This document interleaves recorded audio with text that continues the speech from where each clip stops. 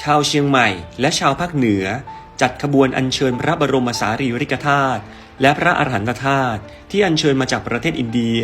ขึ้นประดิษฐานณหอคำหลวงอุทยานหลวงราชพฤกษ์จังหวัดเชียงใหม่อย่างยิ่งใหญ่สวยงามด้วยศิลปะวัฒนธรรมประเพณีของชาวเหนือโดยวันที่ 5 มีนาคม ปีพุทธศักราช 2567 ซึ่งเป็นวันแรกที่เปิดโอกาสให้พุทธศาสนิกชนได้เข้ากราบสักการะพระบรมสารีริกธาตุและพระอรหันตธาตุของพระสารีบุตรและพระมหาโมคคลลานะซึ่งยอดผู้เข้าสักการะตลอดทั้งวันแรกนี้มีจำนวนที่นับได้มากถึง 31,988 รูปคน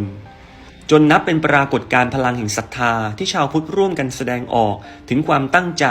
ในการเดินทางมาเข้าเฝ้าสักการะพระบรมสารีริกธาตุและพระอรหันตธาตุที่อัญเชิญมาในครั้งนี้ซึ่งหลายคนนอกจากนำดอกไม้พวงมาลัย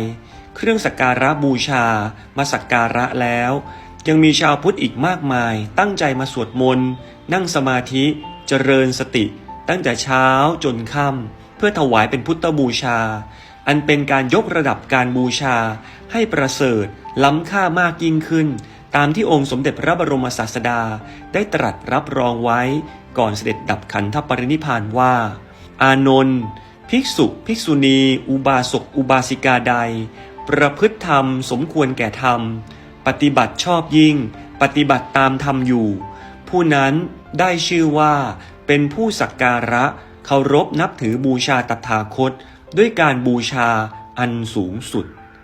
ดังนั้นพวกเราชาวพุทธถ้ามีโอกาสไปบูชาสักการะพระบรมสารีริกธาตุและพระอรหันตธาตุของพระอัครสาวกทั้งคู่เราควรเพิ่มบุญกุศลของตัวเองด้วยการนำศีลคุณคือการรักษาศีลไปบูชาหรือภาวนาคุณสวดมนต์นั่งสมาธิเจริญสติไปถวายเป็นเครื่องบูชาด้วย